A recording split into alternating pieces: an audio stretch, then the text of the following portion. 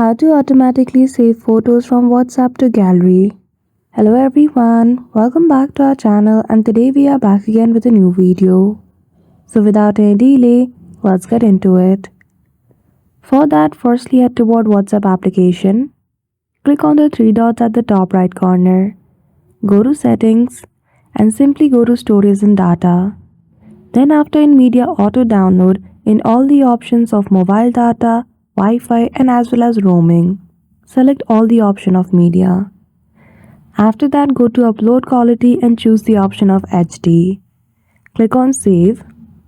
Now simply go to chat and you will see the option of media visibility. Make sure this feature is toggled on. So now you will be able to download all the media from WhatsApp to your camera roll automatically in high quality. So I hope you found this video helpful. If you did, don't forget to give it a thumbs up and subscribe to our channel for such tutorial. Thank you for watching till the end.